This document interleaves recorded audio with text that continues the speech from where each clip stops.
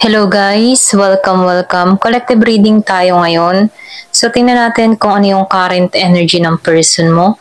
Be open-minded po, hindi po halos lahat makaresonate, kaya piliin nyo na lamang. And thank you nga po pala sa mga nag-subscribe, lalo na sa mga bumabalik. Marami pong salamat. Give me the message for collective. Ano yung current energy ng person mo?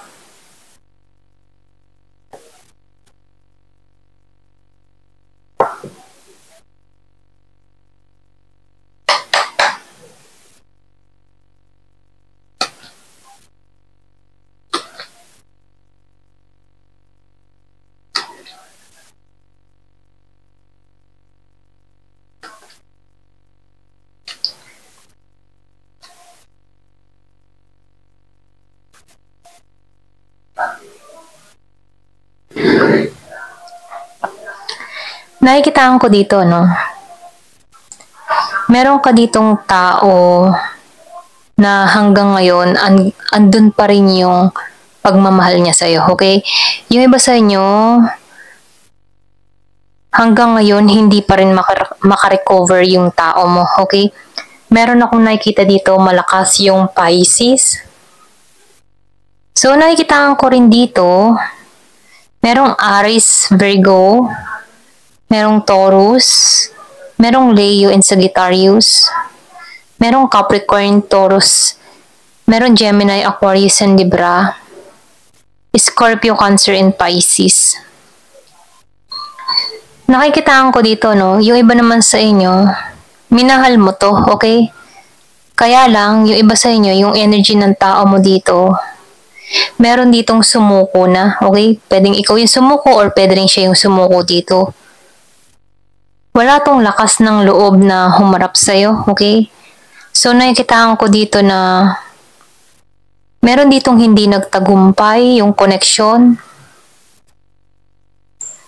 Nakikitaan ko rin dito, wala pang pakikipagkasundo, wala pang usap sa inyo ng dalawa nitong tao mo, okay?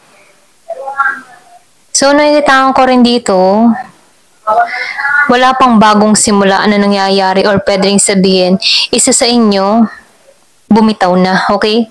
So, nakikita ko dito yung energy ng tao mo dito. Meron ditong sumuko na rin sa'yo, okay? Baga, ayun na rin niyang makipagkasundo sa'yo dito sa 3 of Cups. Then, sinabayan pa ng 5 of Cups. So, nakikita ko dito, nawawala na yung passion sa inyong dalawa. Nawawala na yung chemistry. Or pwede rin sabihin, binitawan mo na to at binitawan ka na rin ito, okay? Kumbaga, nakikitaan ko dito na nahihirapan tong tao na ito. Ito lang nakikita ko, no? Kumbaga siya dito, sa The Hermit Reverse, nafe-feel ko dito na hindi nito makita yung kaliwanagan, naguguluhan siya, nagkakaroon to ng misunderstanding, okay? Or pwede sabihin, hindi niya maintindihan kung bakit ganito ang naging resulta, kung bakit ganyan yung kinikilos mo, okay? Meron tong pagtataka, okay? Meron siyang gustong hanapin or pwede rin meron tong mga hinahanap na kasagutan, may pagninilay, pero nakikitaan ko dito na sarado yung kanyang kaisipan dito. Hindi niya makita yung kasagutan na hinahanap niya kung bakit nagkaroon kayo ng pagkawasak yung connection, okay? Kung ano man yung dahilan ng inyong problema dito, okay? Nakikitaan ko dito, hindi niya tanggap, okay? Hindi niya tanggap. So, nakikitaan ko rin dito, meron kang tao dito na ma-pride, okay? Yung bang tipo na mahal naman nyo yung isa't isa, okay? Andun pa rin yung pagmamahal, kaya lang, pareho na rin kayong bumitaw, okay? Pwede rin sabihin, mahal nyo yung isa't isa, pero pareho kayong ma-pride, okay? So, nakikita ko dito na ayaw na nitong trabahuhin or pwede rin ikaw ayaw mo na rin trabahuhin to. Pareho kayong hindi nagkakaisa dito, okay? Kaya talaga tendency nito, magkalayo kayo, okay? Ito rin nakikita ko, no? Yung iba sa inyo, minahal mo talaga to, okay? Kumbaga nakikitaan ko dito, no, kung aayusin pa or kung magkakaroon ng pagkakaunawa ng bawat isa, aari pa kasi mahal niyo naman ang isa't isa dito. Kaya lang, bumitaw ka na rin dito kasi nakikitaan ko dito na pwedeng ramdam mo, okay, na hindi talaga siya para sa'yo, okay? Or pwede rin sabihin ayaw mo magsimula dito, ganyan. Kumbaga nakikitaan ko dito na tinigilan mo na rin to, tinigilan ka na nito, okay? So nakikitaan ko dito hindi nagtagumpay kasi itong tao mo dito, sarado yung isipan, okay? Malakas yung Virgo, no? Meron kang tao dito na Virgo na sinasarahan niya yung kaisipan niya sa'yo, okay?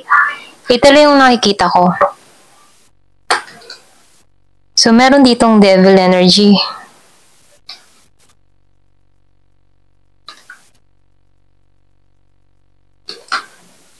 So, nakikitaan ko dito, no? Pareho kayong matigas, okay? Meron itong tao mo, no? Meron tong bad behavior, okay? Pwedeng meron tong ginawa sa'yo kung bakit. Ganun na lamang din yung dismaya mo, no? Mahal mo pa rin to, kaya lang, mas naninindigan sa'yo dito yung utak mo, okay? Hindi mo pinaiiral dito yung isip mo para sa tao na to. Hindi mo pinaiiral yung puso mo sa tao na to. Isip ang gumagana sa'yo, okay? Kumbaga, nakikitaan ko dito na nagiging kang advance, okay? Kung sa hinaharap, nakikitaan ko dito na kumbaga, ikaw, binivision mo yung sarili mo na kung ito'y kasama ko sa hinaharap, hindi pa rin magkakaari, okay? Kumbaga, nakikitaan ko dito na meron kang naiisip sa tao mo na ayaw mo, okay? Kumbaga, nafe-feel ko dito na dito ka patungo, okay? Sa pagluha, okay? Kaya mas nagiging kang matalino dito, okay? So, nakikitaan ko dito na itong tao mo, tingin mo dito, hindi talaga magiging maayos ang lahat pagkasama mo to. Kasi nakikitaan ko dito, pulos kasinungalingan or pwede rin sabihin na marami tong pagkukulang sa'yo, okay? Marami tong ginawang kasinungalingan sa'yo, okay? Kung bakit ayaw mong kumilos dito. So, nafe-feel ko dito, yung iba sa inyo, mas nagiging kang okay kapag malayo ka sa tao na to. Mas nagiging kang masagana, okay? So, nafe-feel ko rin dito sa tao mo, no? Kapag pinapasok mo to sa buhay mo muli, okay? Especially kay Gemini, Aquarius, and Libra, pwede kang lukuhin muli nito, okay? Pwedeng linlangin ka muli nito. Kumbaga, dito, no, nakikitaan ko dito sa Nine of Pentacles, okay ka okay? Okay yung kalagayan mo, okay yung finance mo. Kumbaga, nagiging kang maayos, nagiging kang masagana dito. So, nakikitaan ko dito na na-renew mo yung sarili mo. Pero nitong tao mo kasi dito, ganun pa rin yung pag-uugali nito, okay? Kumbaga, pwedeng mapaglinlang ka muli nito, okay? Kasi itong tao mo, nafe-feel ko dito na yung energy niya dito, no, toxic pa rin, okay? Alam mo yung tipo na itong tao mo, kahit meron tong nagawang pagkakasala sa'yo, hindi to nagsusorry, okay? Or hindi to nanunuyo sa'yo, okay? Kumbaga, nakikitaan ko dito na ikaw ay isinasantabi or pwede rin sabihin na pinababayaan ka, no? Ito rin nafe-feel ko. Kasi itong tao mo dito, nakikitaan ko dito, abusado, okay? Kasi ramdam niya na mahal mo siya dito. Kaya lang, dahil nagkakaroon ka ng talino dito, okay?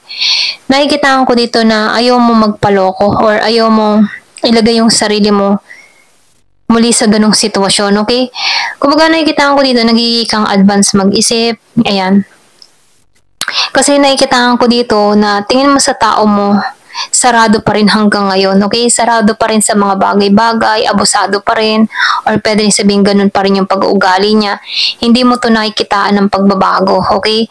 Kaya ikaw dito, ayaw mo makipagkasundo, ayaw mo pumasok, ayaw mo muling ipasok yung sarili mo, okay? Dito sa tao mo, okay? Kaya ayaw mo dito ng bagong simula. Wala kang nakikitang bagong simula sa tao mo, okay?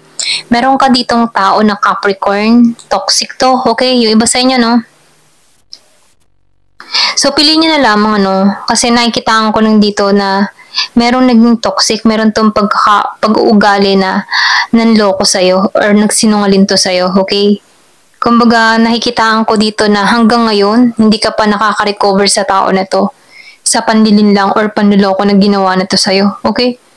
Pero ganun pa man, nakikitaan ko dito, yung iba sa inyo, itong tao mo, meron ditong sinadya, okay? Meron tong sinadya. Ay may sa sinadya, no? Sinadya ka nitong lokohin para may makuha siya sa'yo, okay? Kumbaga, nakikitaan ko dito, planado niya bago siya tumungo sa'yo, okay? Kumbaga, nakikitaan ko dito, dahil meron tong mga negative na pag-uugali, pwedeng sanay ito magsinungalin, okay? Ito lang nakikita ko.